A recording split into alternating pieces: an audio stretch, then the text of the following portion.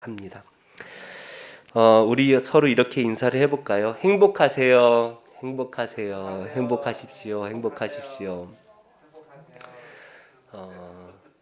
담임 목사가 되니까 성도님들이 정말 다 행복하셨으면 좋겠어요. 다 행복하시기를 축복합니다. 감사합니다. 우리는 모두 행복하기를 바랍니다. 다 바라시죠? 불행하길 바라는 분은 아무도 없을 것 같아요. 다 행복하고 잘 되기를 바라고, 내가 좀 불행해지더라도 내 자녀들만큼은 행복해지기를 바라며 그 불행을 끌어안고 살아가는 것이 부모의 마음이죠. 다른 말로 말하면 다 행복을 추구하며 살아간다는 것입니다. 문제는 우리가 다 행복을 꿈꾸지만 세상이 우리를 행복하게 내버려 두질 않는 것 같아요. 그죠? 내버려 두질 않습니다. 세상 사는 것이 힘들다라는 것은 만고의 진리가 아닐까 싶어요. 옛날에 로마 시대가 팍스 로마라고 말하지만 과연 그때 살던 사람들은 고난이 없었을까요? 그렇지 않죠. 그럴 수밖에 없는 것은 아담이 타락하면서 우리가 지상 낙원인 에덴 동산에서 쫓겨나 살기 때문입니다. 그리고 세상에 죄가 들어오면서 온 세상이 타락해서 이 세상은 말 그대로 고난의 세상이 되었기 때문이에요. 우리가 행복하려고 노력하면 노력할수록 이상하게 힘들기만 한 것 같죠. 금요일날 제가 말씀을 드렸지만 동방신기 제가 한참 때는 유명했던 가수인데 요즘에는 기억도 못할 것 같아요. 그 중에 시아준수, 제가 시아준수라는 이름을 기억하는 건 기적입니다. 제가 TV를 잘 안 봐서 동방신기는 알 것 같은데, 어찌됐든 이 유명한 가수가 TV에 나와서 자신의 삶을 이렇게 이야기를 하는데요. 어렸을 때 너무 가난하게 살다 보니까 부자가 되는 것, 성공하는 게 목표였다는 거예요. 그리고 목표하는 성공에 이르렀고 모두가 원하는 정말 비싼 차, 평생에 한 대 갖기도 힘든 그 비싼 고급 수억씩 하는 그 차를 몇 대씩 집에다가 두고 큰 집에다가 그렇게 행복하게 나름대로 살았다는 거예요. 그런데 그 행복했을까요? 그렇지 않다는 거예요. 영상을 우리 한번 같이 보실까요? 이렇게 고백을 합니다. 온 인생 많이 보기에는 정말 빛 좋은 개살구처럼 조합을 주물러도 과연 내가 행복한 삶을 살았다 할 수 있을까? 단지 그랬던 것 같아요. 그냥 지금의 이 생활을 여기서 끝내는 게 낫지 않을까? 더군다나 지금의 이 울타리에서만큼은 이런 생각을 했던 것 같아요. 그냥 삶에 대한 전환점에 대한 고민을 엄청 했대요. 그때 좀 생각한 것만큼 활동이 쉽지 않으셨던 것 같아요. 네. 그러니까 이런데 이게 참 애매한 게 네. 방송 활동은 전혀 못했죠. 전무후무하다시피 했는데 참 이게 어떻게 이야기하는 거야. 근데 이제 이런 돈이라고 해야 되나요? 돈은 거의 100배를 벌었던 것 같아요. 있을 때보다. 정말 100배? 정말 그냥 거짓말 하나도 없이. 얘기하는 김에 네, 갑자기 말이 잘려서 아쉽지만 네, 돌아왔습니다. 저 동방신기 하면은 그때 최고였죠, 진짜. 지금 비유들 가수를 제가 모르겠네요. 하도 TV를 안 보니까.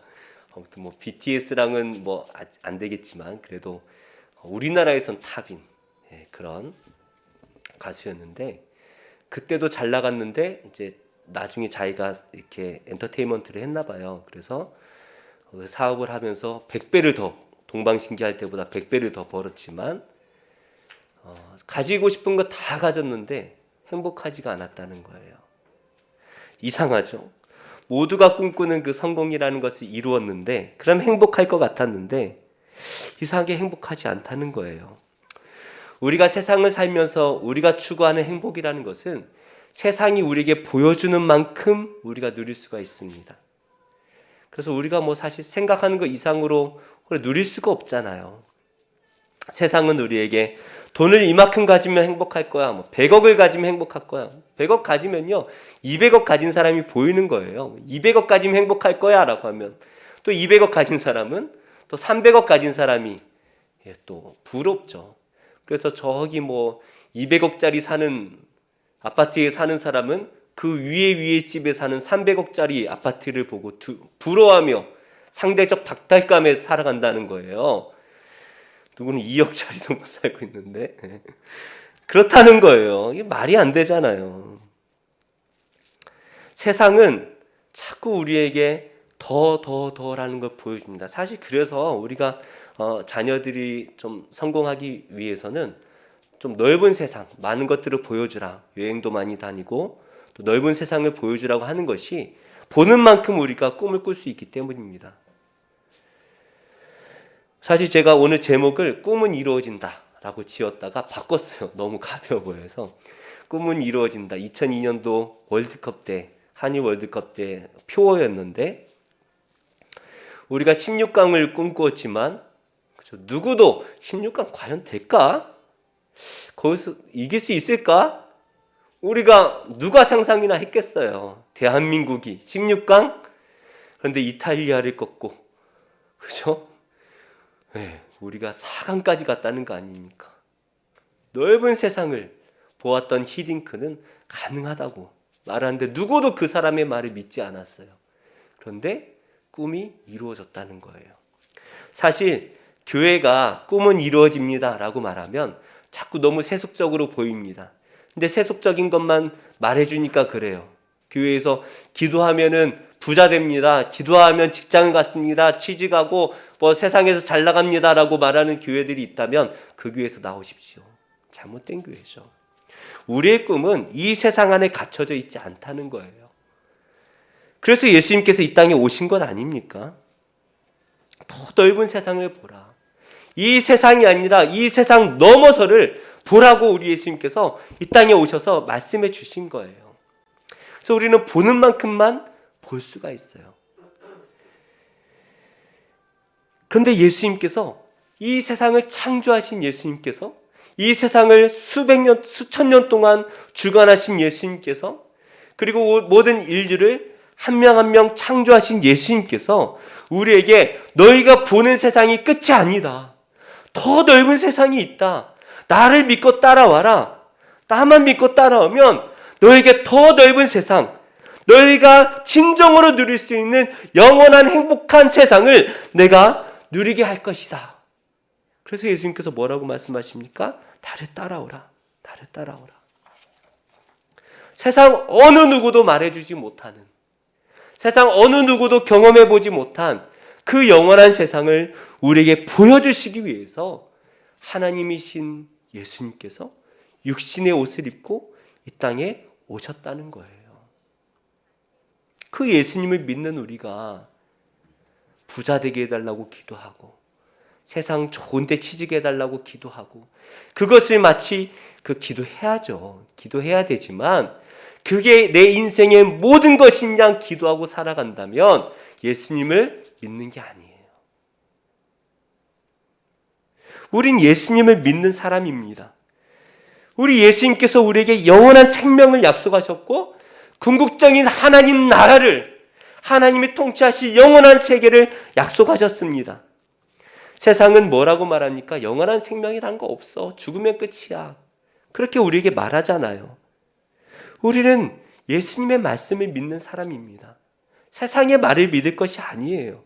그래서 그 예수님을 믿기 때문에 그분이 약속하신 그 영원한 세상 천국을 소망하며 우리가 살아가야 하는 것이죠.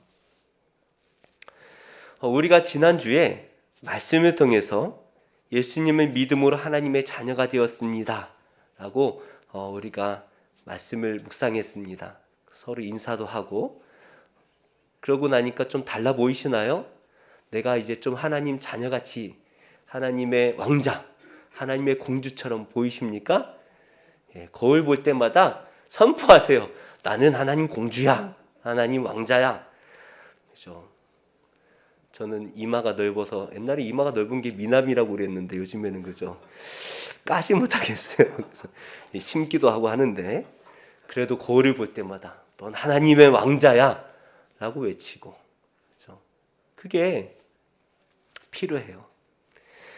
근데 우리가 하나님의 자녀가 되었다라는 것은 단순히 내 신분이 높아졌다라는 게 의미하는 게 아닙니다. 우리는 이 세상에서 고아가 아니라는 거예요. 여기 부모님이 안 계신 고아분들이 계시지만 그러나 우린 고아가 아닙니다. 우리 아버지가 계신 거예요. 영원한 아버지가 계셔요. 세상을 창조하시고 주관하시는 그 하나님께서 우리의 아버지가 되시니까 우리는 걱정할 필요가 없습니다. 우리의 친정이 어디입니까? 저 천국에 있잖아요. 곧 갈 천국. 우리는 아버지만 바라보면 됩니다. 그런데 우리가 하나님의 자녀가 되었다라는 것은 또 하나 중요한 사실을 말해줘요. 우리 17절 말씀을 함께 읽겠습니다. 시작. 자녀이면 또한 상속자 곧 하나님의 상속자요 그리스도와 함께한 상속자니 우리가 그와 함께 영광을 받기 위하여 고난도 함께 받아야 할 것이니라. 우리가 하나님의 자녀가 되었다라는 것은 우리가 하나님의 상속자가 되었다라는 말과 똑같은 거예요. 온 세상을 통치하시고 온 세상의 주인이신 하나님, 그 하나님의 상속자가 됐다라는 거예요. 우리 옆에 계신 분들께 이렇게 인사해 볼까요? 대단한 분이시네요. 대단한 분이십니다. 대단한 분이십니다. 세상은 우리를 하찮게 볼지 몰라도 우린 대단한 사람들이에요.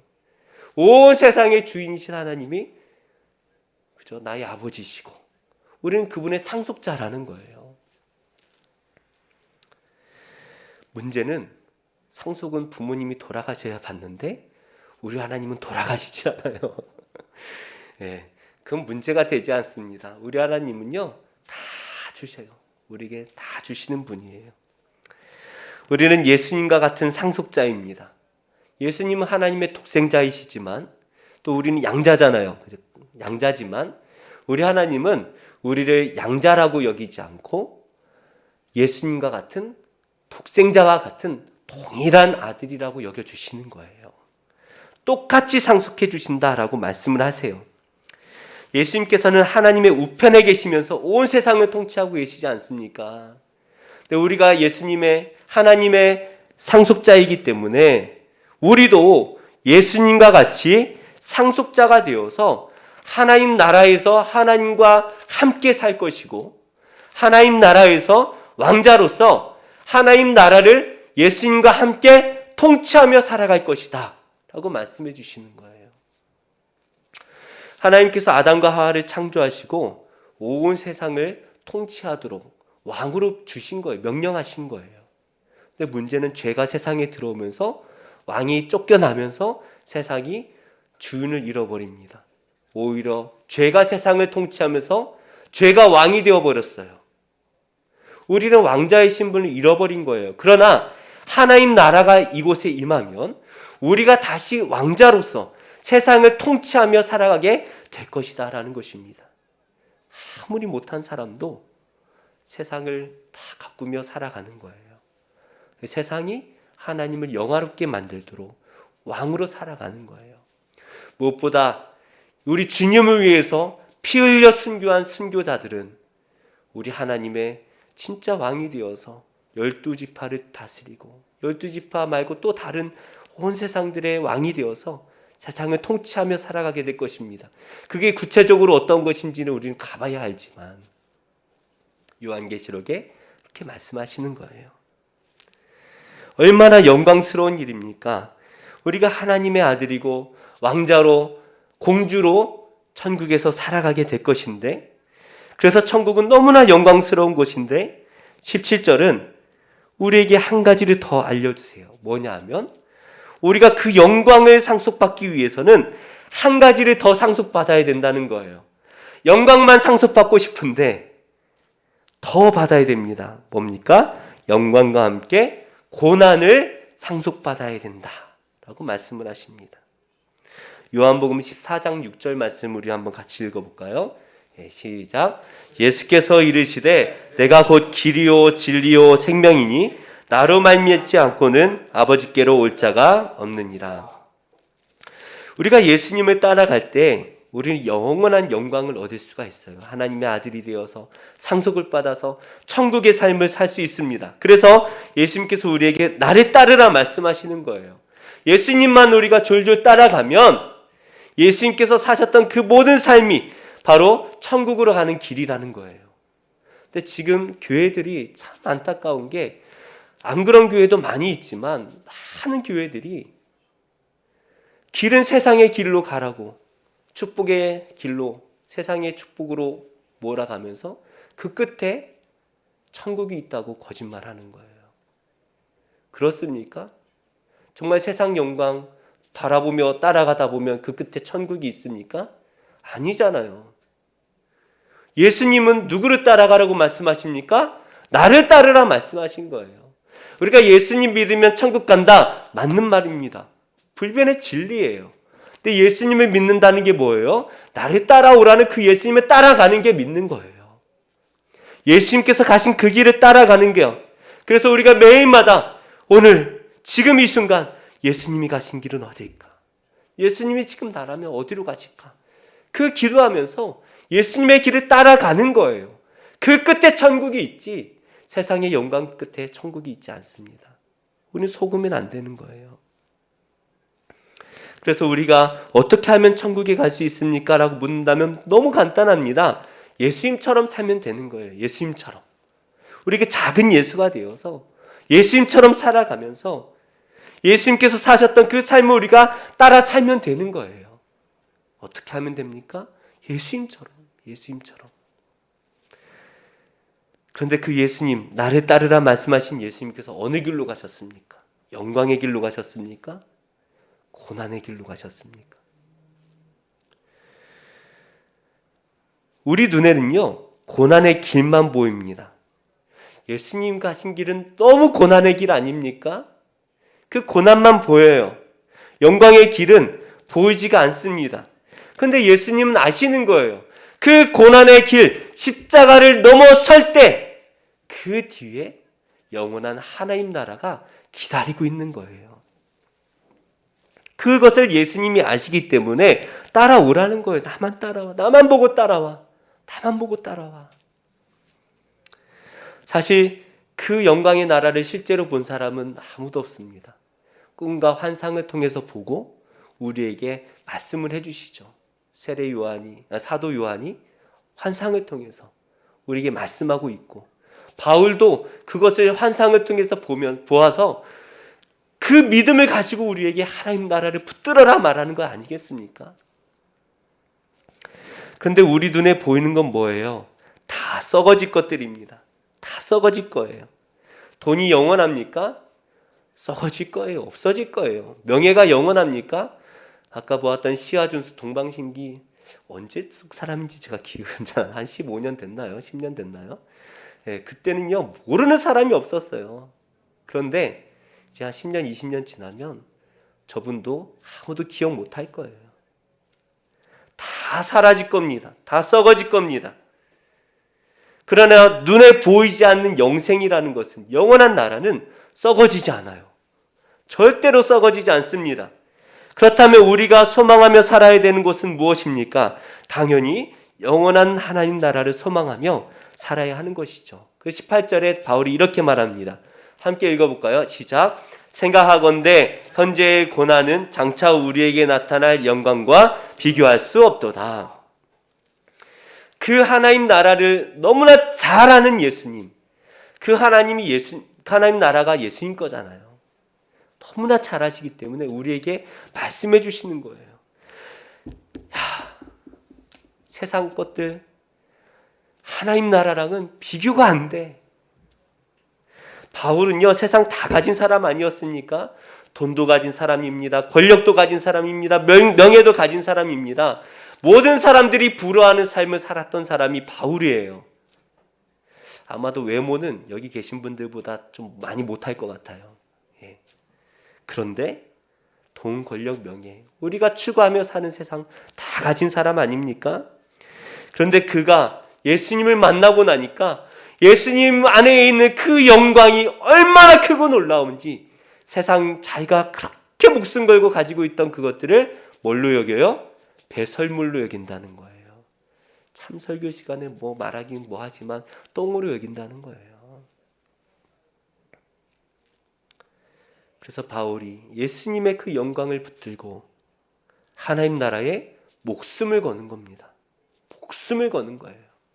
그 길이 고난의 길이지만 그 끝에 있는 그 상급이, 영광이 이 세상의 고난과는 비교가 되지 않기 때문에 목숨을 거는 거예요. 그런데 우리에게 참 기쁜 소식 하나 있는 게 뭐냐 하면 우리가 받는 이 현재의 고난도요, 썩어질 거라는 겁니다. 사라진다는 거예요. 우리가 주님을 위해서 고난받는 게 다 사라져요. 내가 주님을 위해서 그렇게 힘쓰고 교회를 위해서 섬기고 교회를 위해서 정말 목숨을 걸었던 것들이 기억나시나요?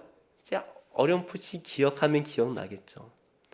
제가 이 교회 저기 딱 기억나네요. 이 건너편에 공사를 하다가 사다리에서 떨어지다가 그 뭘 잡느라고 잡다가 손에 못이 박혀가지고 황당하더라고요. 못이 있어요, 손에. 그래가지고 저기 병원 가서 뽑았는데 기억을 하려니까 기억이 나지 기억도 안 나요. 다 물고 못자국도 없어요. 세상 것은요 다 사라집니다. 부귀 영화뿐만이 아니라 우리가 세상에서 받았던 고난도 사라집니다.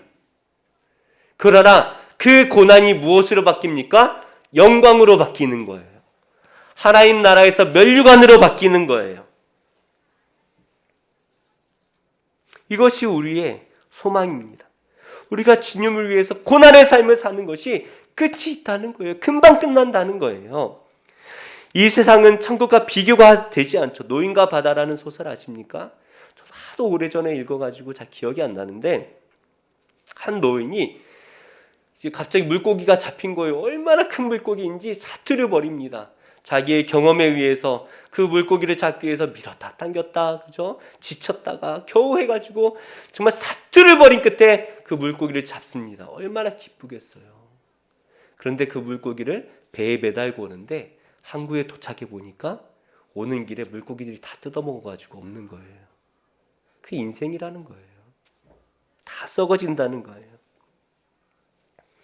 죽을 힘을 다해 세상의 것들을 다 취해봤는데 손에 쥘 수 있는 거는 얼마 없어요. 그죠? 100억, 1000억이 있어봐요. 손에 쥐어집니까? 쥐어지지가 않아요. 우리 19절 말씀 우리 한번 같이 읽어볼까요? 시작. 피조물이 고대하는 바는 하나님의 아들들이 나타나는 것이니 하나님께서 창조하신 모든 피조물들이 바라는 것이 있습니다. 그것은 하나님의 아들들이 나타나는 것이에요. 하나님의 아들들이 나타난다.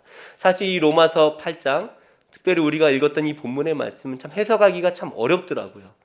주석을 봐도 읽으면 읽을수록 더 헷갈리고 또 설교하신 목사님들 설교를 들어봐도 잘 해석이 안 돼요. 근데 이 본문을 가만히 들어보니까 참 재밌어요. 하나님께서 세상을 창조하셨습니다.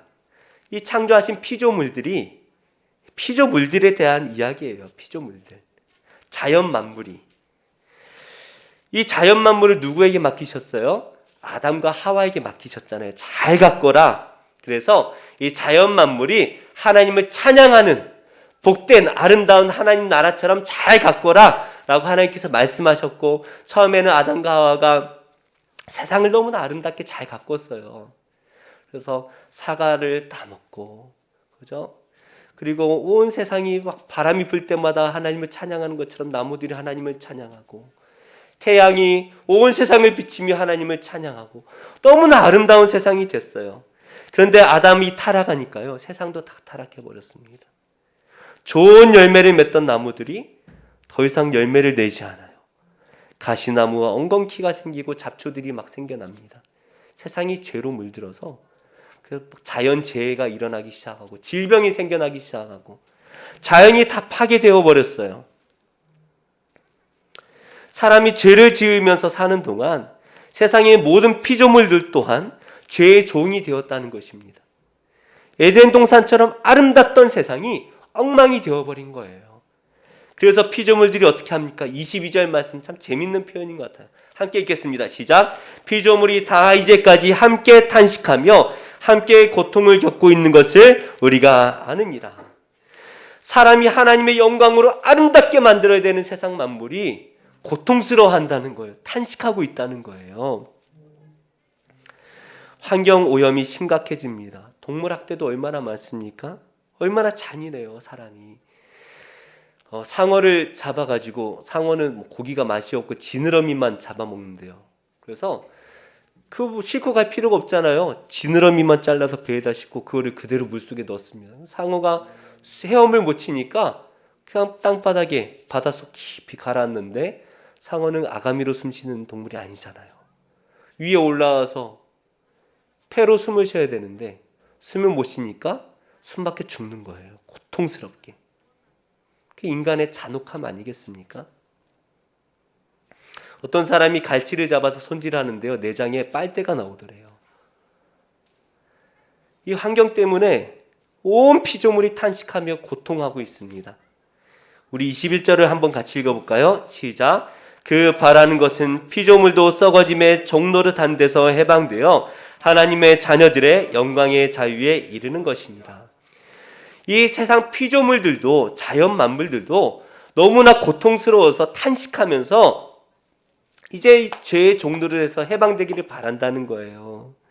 이제 하나님의 자녀들이 누릴 그 영광의 자유를 소망하면서 환경을 파괴하는 죄악된 세상이 아니라 빨리 하나님의 아들들이 나타나서 세상을 회복시켜 주시기를, 새로운 아담들이, 그죠?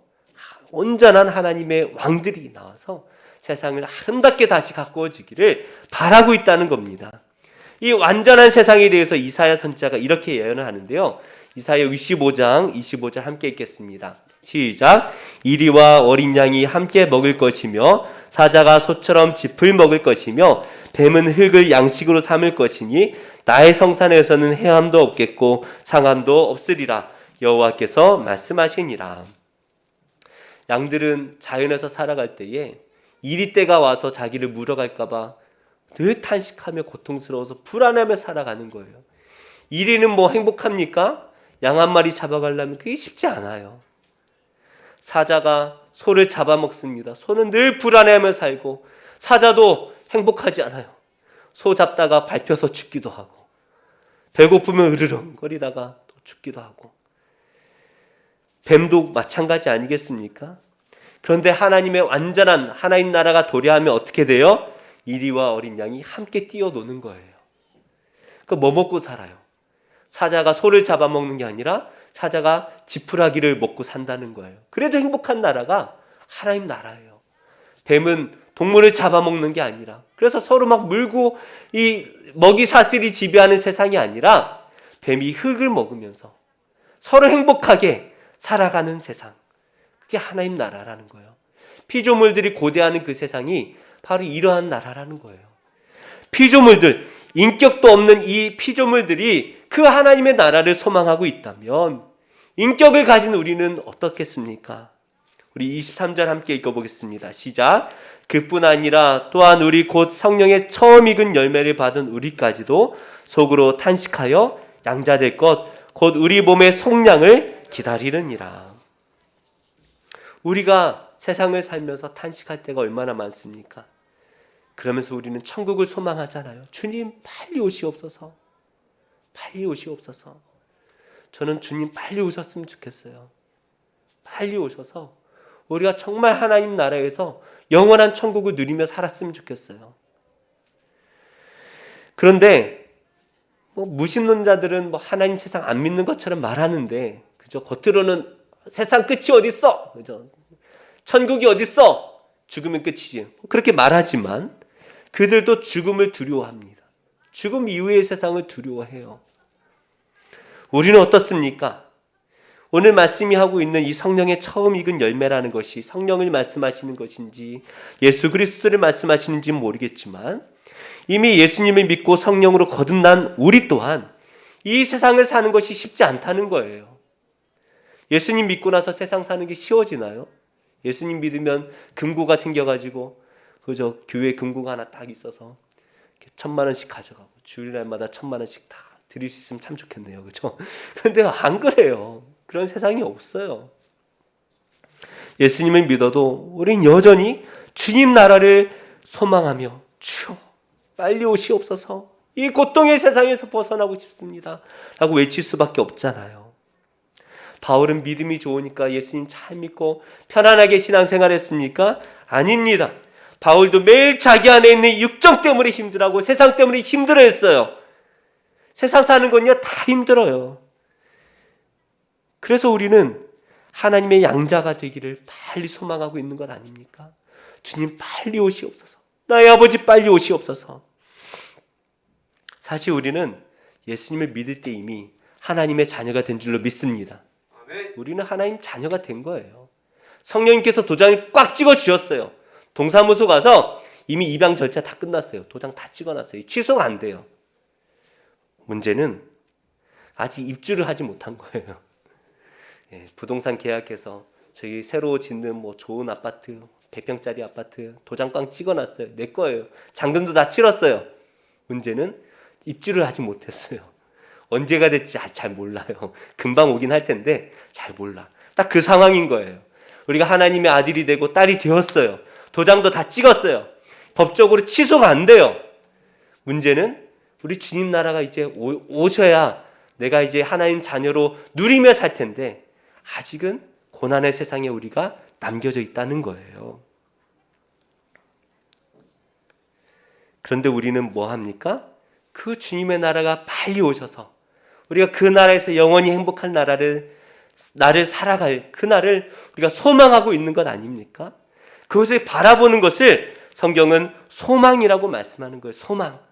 그 주님의 날이 빨리 오셔서 내가 하나님 아들인데 빨리 그 나라 가서 영원히 살아갈 그날을 소망합니다. 우리 8장 24절 함께 읽겠습니다. 시작. 우리가 소망으로 구원을 얻었음에 보이는 소망이 소망이 아니니 보는 것을 누가 바라리요. 이미 우리가 하나님의 자녀가 되었지만 정말 하나님을 만나서 하나님과 함께 천국에서 영원히 살아갈 그 날을 바라보는 것이 소망인데요. 보이지 않지만 바라보는 거예요. 우리 눈이 세상에 가려져서 하나님 나라가 안 보여요. 그런데 믿음으로 바라보는 게 소망이라는 거예요.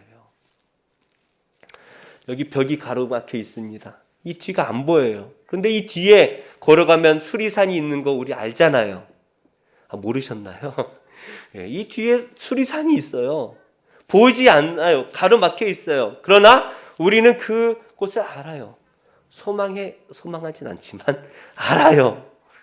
마찬가지예요. 이 세상이 우리의 눈을 가리고 있어서 하나님 나라가 당장 눈에 보이진 않지만 그 너머에 하나님 나라가 있고 우리가 그곳에 가서 영원히 살 것을 바라봅니다. 그게 소망이에요. 이 세상은 우리에게 자꾸 탄식 소리가 나는 것만 보여집니다.